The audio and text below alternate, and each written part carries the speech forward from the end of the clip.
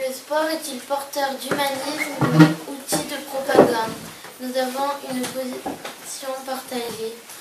Pour moi, le sport est porteur d'humanisme, mais je suis quand même partagée entre deux opinions, car les spectateurs déstabilisent les joueurs et même les empêchent de jouer, alors que dans le film, le sport est porteur d'humanisme, car les riches et les pauvres jouent ensemble, alors qu'auparavant, ces deux groupes complètement séparés. Tu peux me rappeler le film que tu as vu et qui montre ça? Le film que j'ai vu s'appelle L'incroyable équipe. J'ai une position neutre, je pense que c'est un outil de propagande et aussi d'humanisme. Je pense que c'est une propagande parce qu'on peut faire une révolution contre une équipe. Et je pense que c'est de l'humanisme. Car si on est pour une même équipe, et ben on est... Tu es solidaire avec eux, tu les soutiens. Est-ce que tu peux donner un exemple concret qui peut illustrer ça? Tiré du film ou de l'actualité? Tu viendras peut-être plus tard. Allez-y. Aujourd'hui, le sport est plus une compétition, surtout certains sports, par exemple le foot ou le rugby. Mais dans ma vie personnelle, je connais une personne qui fait du sport qui s'appelle le Wajitsu. Et c'est un sport sans compétition, ils apprennent juste à se défendre. Et ils ne font pas de compétition contre d'autres clubs. Et du coup, ils apprennent à se combattre, à se protéger dans la vie de tous les jours s'ils se font attaquer. Et ils apprennent à se débattre. Pour moi, le sport n'est pas un outil de propagande car les joueurs jouent en équipe. Certains joueurs font face de fair play, mais les spectateurs sont souvent en conflit. Car par exemple, dans le football, il y a deux équipes, du coup, il y a deux groupes de spectateurs. Pour moi, c'est un outil de propagande parce qu'on doit s'entraider. Par exemple, le foot ou le rugby, par exemple, on doit s'entraider, on doit se faire des passes pour aller marquer. Et donc tu ne le vois pas ça dans la réalité? Les équipes, tu as des exemples de matchs où finalement les joueurs ne se sont pas entraînés ou n'ont pas respecté ça?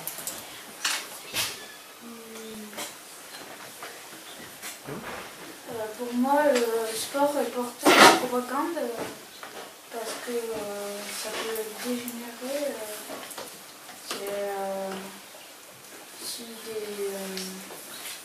si des joueurs sont pas contents parce qu'on n'a pas fait la passe. Ils peuvent se bagarrer. Là, c'est de la violence, quoi. Oui. C'est pas une propagande, c'est de la violence. C'est-à-dire que la compétition fait qu'on oublie qu'on est dans une équipe, oui, et qu'on reproche à son coéquipier de ne pas avoir fait la passe, etc. D'accord. Moi, je reviens sur ce qu'a dit Mathéo tout à l'heure. Il disait qu'on pouvait faire une révolution et peut-être que les spectateurs se révoltent contre les joueurs, mais il n'y a jamais eu une vraie révolution pour le foot. C'est juste des joueurs qui ont une certaine mentalité et qui pensent qu'ils sont homophobes ou racistes. Ils pensent ça. Et du coup, ça peut les entraîner à faire des perturbations, mais de là à aller à une révolution, je trouvais ce mot un peu fort. C'est-à-dire des actes de violence plutôt? Oui, les actes de violence, ça peut arriver, mais aller de là à faire une révolution... Oui, le mot est peut-être exagéré. Peut-être qu'il y a des personnes ils n'aiment pas qu'il y ait des filles qui font du sport, qu'il y a des noirs qui jouent avec des blancs. Moi je trouve quand même que c'est une propagande. moi je suis pas d'accord parce que justement, eux peut-être qu'ils sont pas d'accord, mais les joueurs, du coup, ils arrivent à jouer ensemble. Ben, du coup, je reprends ton exemple des noirs et des blancs. Je pense auparavant, par exemple en Afrique, il y avait un côté où il n'y avait que les noirs et un côté où il n'y avait que les blancs. Par exemple, il y avait un bus pour les blancs, un bus pour les noirs. Et justement, là, ça montre que les blancs et les noirs arrivent à jouer en équipe. Et justement, ils ne se rebellent pas vu qu'ils jouent en équipe. Ce pays, c'était l'Afrique du Sud, du temps de l'apartheid. Et il y avait effectivement des équipes séparées, blanches et noires, et ils ne se rencontraient pas. Oui, avant les noirs, c'était des esclaves.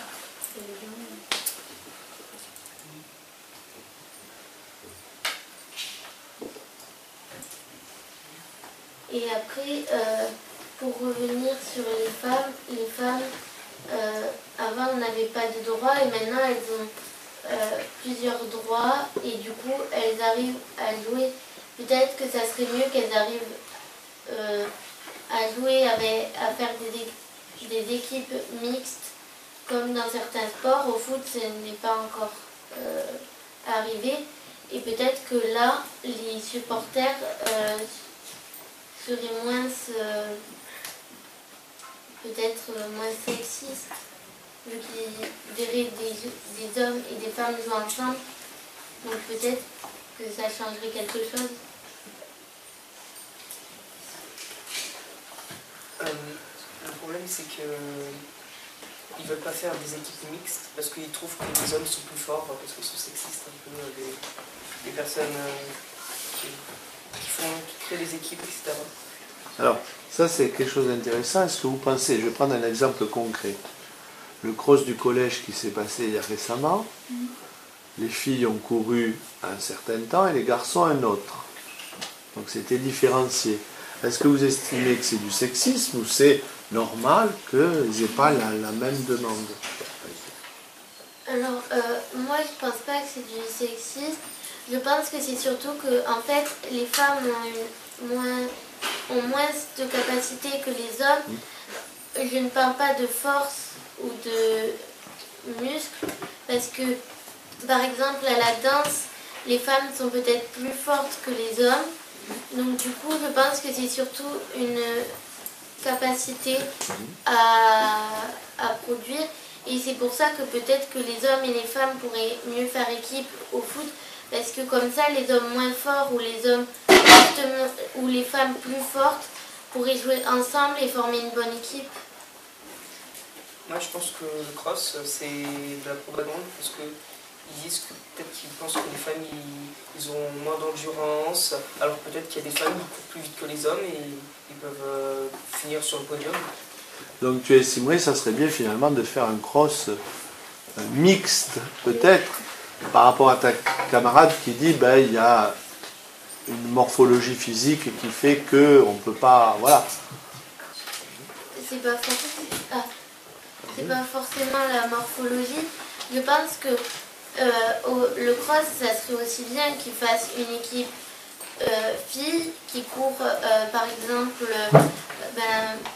là cette année c'était un tour, une équipe mixte qui fasse par exemple un tour et demi ou qu'un seul tour, et une équipe garçon qui fasse un tour et demi ou un seul tour.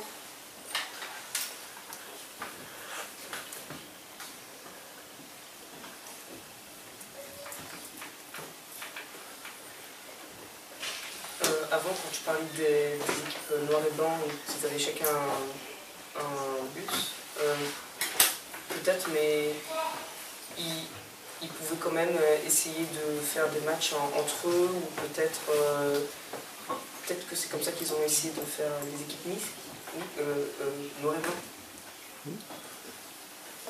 Au départ, les noirs vivaient de leur côté et les blancs avaient la plus grande partie de l'Afrique, parce que du coup, ils pouvaient pas, ils empêchaient les noirs ils avaient plus de droits que les noirs. Ils étaient comme une sorte de papier que quand ils en avaient plus besoin, ils jetaient à la poubelle. Pour moi, Les équipes mixtes pour moi, c'est possible d'avoir des équipes mixtes avec les noirs et les blancs, parce que dans l'équipe de foot en France, Paul Pogba il est noir et Griezmann il est blanc et les autres ils sont ensemble. Donc, si je comprends bien, le sport a favorisé l'humanisme en rapprochant finalement dans une même équipe, comme par exemple par rapport à l'apartheid qui a disparu, et ça a permis, donc le sport peut être porteur là-dessus. Alors, est-ce que vous voulez rajouter un point parce que vous êtes à la fin de votre temps?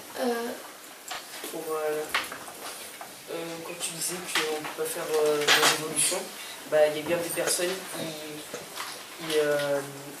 quand la France voulait changer de maillot, ou je sais pas, la Juventus, je sais pas, et ils avaient envoyé une photo, et il y a plein de personnes qui ont dit non, ils pouvaient même faire une révolution comme ça, hein, s'ils l'auraient porté. Il faut conclure. Vas-y, le dernier point. Moi, je disais que ce n'était pas de la propagande aussi parce que même s'il y en a qui font pas face de fair play, la plupart des joueurs ou des pratiquants ou des spectateurs font face de fair play, même s'il y en a qui n'ont pas la même mentalité que ceux qu'on aimerait voir. Donc moi je pense toujours que ce n'est pas un outil de propagande et qu'il est porteur d'humanisme.